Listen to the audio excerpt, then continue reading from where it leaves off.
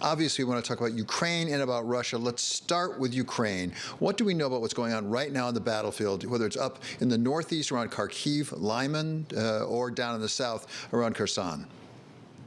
Well, you've seen the Ukrainians announce that they have now taken back Lyman, which is a key rail hub, major industrial city in the Donetsk area, and of course that the Russians have been wanting to use for resupply of their own efforts in the east part of Ukraine. That's a significant development, and it falls on the heels of so many other territorial gains by the Ukrainian armed forces in the northeast area of the country. So it follows suit for the counteroffensive that they're conducting up there, which has moved at quite an impressive speed. Now in the south, down near around Kherson and the Kherson Oblast, the Ukrainians continue to make progress. It's somewhat incremental, not as dramatic as we've seen in the northeast, but no less significant for that counteroffensive down there. Tell us about the weather. Is it important for the Ukrainians to make as much progress as possible before the weather sets in of the fall? I think you can see from President Zelensky's plans that they carefully did time these counteroffensives for good fighting weather. They know, and the Russians know, quite frankly, as we get into the holiday season and certainly into the early months of the new year, it gets wet, it gets cold, it gets much harder to maneuver, late fall, early winter. So yes, I think certainly the weather will be a factor here. What is the role of what the United States is providing? I believe that another round of HIMARS, those high mobile artillery vehicles, will be sent in. We have yet more additional security assistance packages to come here, David. I think you'll see in the next few days yet another announcement. As you know, about a week or so ago, we announced yet another round of security assistance, and it did include additional HIMARS ammunition as well as howitzers and howitzer ammunition. I think, again, without getting ahead of announcements that haven't happened yet, I think you can expect to see similar types of capabilities being provided by the United States to our Ukrainian partners going forward. We are in lockstep with them, talking to them almost every day. As a matter of fact, Secretary Austin spoke with the defense minister of Ukraine, Minister Reznikov, just about a day and a half ago. They discussed additional security assistance. So I think you're going to see us continue to provide them the kinds of weapons and capabilities that are well suited to the fight that they're in, both in the Donbass, which is very open farmland, a bit like Kansas, as it's been described to me, very useful for long-range fires, long-range artillery, as well as down in the south, similar terrain, similar needs. Let's turn, if we could, from Ukraine to the perpetrator, Russia.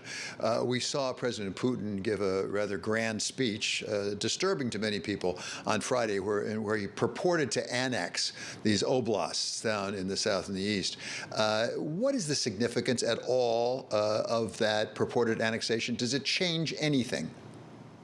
Well, for one thing, it certainly shows the degree to which Mr. Putin knows and realizes how much he's struggling inside Ukraine. I think that the annexation announcements, as well as his announcement of partial mobilization of reserve forces up to some 300,000 troops, shows you the degree to which Mr. Putin is aware of the degree to which his military is suffering inside Ukraine and how they're struggling. It's the clearest indication yet that he has a full picture of how bad it's going for him. On the ground, it won't change anything in terms of how the Ukrainians are prosecuting this fight against the Russian invaders. And it's absolutely not going to change anything about the way the United States and so many of our allies and partners continue to support Ukraine. You're going to see, as I said, you're going to see in coming days, future security assistance announcements that are very much in keeping with what we've been doing in the past. Admiral, from your point of view, is there any reason to be concerned that any other nations would start to recognize this annexation? Thus far, I haven't seen any, I don't think. And I don't think you will, David. I mean, look, obviously, we don't want anyone to recognize these territories as anything other than Ukrainian soil, which they are. And we've seen no indication that any of our European allies or partners, or quite frankly, any of our partners around the world, and it is a global effort to support Ukraine, to come to any other conclusion than that. Look, even 2 weeks ago, David, the President Xi of China and Prime Minister Modi of India both publicly expressed concerns in front of Vladimir Putin in Kyrgyzstan about his fighting in Ukraine. That's significant, even internationally. The few countries that have been loath to criticize Mr. Putin have now come out publicly to criticize him. So I don't think you're going to be finding any kind of groundswell of support of other nations that will recognize these so-called referenda, these so-called annexations. Admiral, you mentioned the partial mobilization, as it's called, of the Russians. We see a lot of reports about how that's going. Do we have hard data about exactly how successful they are at gathering some of the people they want? And by the way, how many young Russian men might be leaving the country?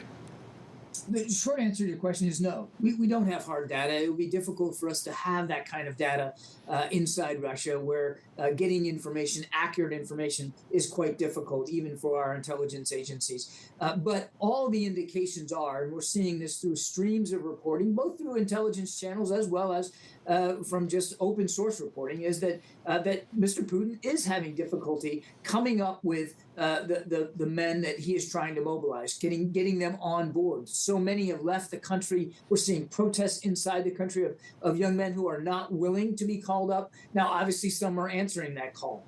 The defense minister Shoigu put the number at 300,000.